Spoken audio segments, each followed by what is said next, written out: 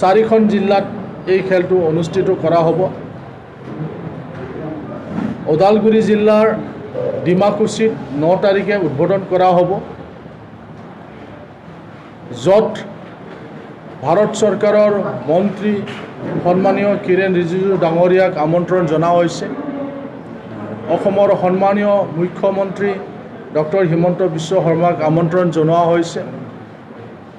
গোটেইকেইটা কাউন্সিলৰ chief EM ডাঙৰীয়াসকল ইয়াত আহিব।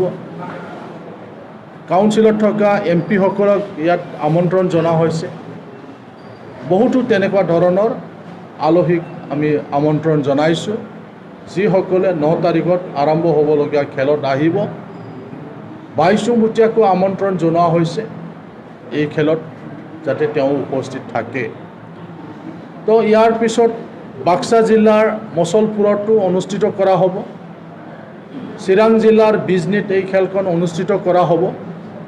আৰু আমাৰ কোকৰাঝাৰতো আমাৰ KDSA ফিল্ডত 5টা খেল ইয়াত অনুষ্ঠিত কৰা হ'ব। এই খেলৰ যিটো ফাইনেল গেম কোকৰাঝাৰত থকা চাই কমপ্লেক্সত কৰা হ'ব ফাইনেলটো। আৰু সেই ফাইনেল গেমত ভাৰত চৰকাৰৰ স্পৰ্টছ মিনিষ্টাৰ ডাঙৰীয়াক ইয়াত আমন্ত্ৰণ জনোৱা হৈছে। ইয়াত বিভিন্ন নামী দামী ফুটবল খেলুৱৈসকলক আমন্ত্ৰণ জনোৱা হৈছে।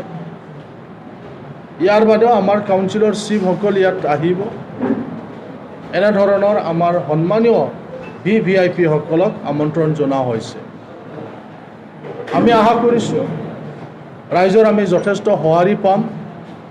ফুটবল বুলি ক'লেই অসমত, ফুটবল বুলি ক'লেই নৰ্থ ইষ্টত, ফুটবল বুলি ক'লেই কোকৰাঝাৰত যি ধৰণৰ এটা সঁহাৰি পোৱা যায়, এই 6 শিডিউলবিলাকৰ যিটো ইয়াত খেল আয়োজন কৰা হৈছে, inter 6 schedule council premier football league, ইয়াতো আমি অদ্ভুত ধৰণৰ ৰাইজৰ সঁহাৰি পাম বুলি আমি আশা কৰিছোঁ। আজি আপোনালোকৰ যোগেদি সেইকাৰণে সকলো ফুটবল প্ৰেমী ৰাইজক আমি আহ্বান জনাইছোঁ, আহক আপোনালোকে খেল উপভোগ কৰক। ইয়াত আমাৰ কোকৰাঝাৰত 12 তাৰিখৰ পৰা ইয়াত আমাৰ খেল আৰম্ভ হ'ব। বাৰৰ কাৰণে উত্তৰ পূৰ্বাঞ্চলত থকা যিবিলাক 6 শিডিউল অট'নমাছ কাউন্সিল আছে, এই 6 শিডিউল অট'নমাছ কাউন্সিলবিলাকক লৈ পেলাই অহা 9 তাৰিখৰ পৰা ফুটবল প্ৰতিযোগিতা এটা আয়োজন কৰা হৈছে, যাক inter 6 schedule council premier football league চমুকৈ ISPL বুলি নামকৰণ কৰা হৈছে 2022। তো ইয়াৰ মূল উদ্দেশ্য হ'ল আমাৰ নৰ্থ ইষ্টত থকা যি 6 শিডিউল কাউন্সিল আছে, এই 6 শিডিউল কাউন্সিলৰ মাজত এটা সুসম্পৰ্ক বজাই ৰখা, লগতে বিশেষকৈ এই কাউন্সিল এৰিয়াবিলাকত ফুটবলৰ যিহেতু ইয়াত চাহিদা আছে, ফুটবলৰ এটা এনভাইৰনমেণ্ট যিহেতু ইয়াত আছে, গতিকে এই 6 শিডিউলত থকা ফুটবল খেলুৱৈসকলক, প্ৰতিভাৱান ফুটবল খেলুৱৈসকলক যাতে এটা প্লেটফৰ্ম আমি দিব পাৰোঁ, সেই উদ্দেশ্য আগত ৰাখি BTR চৰকাৰৰ তত্ত্বাৱধানত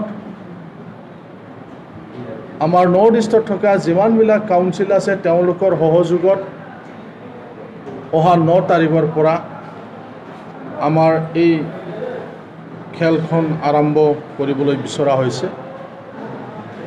ইয়াত মুঠ 10টা টীম অংশগ্ৰহণ কৰিব।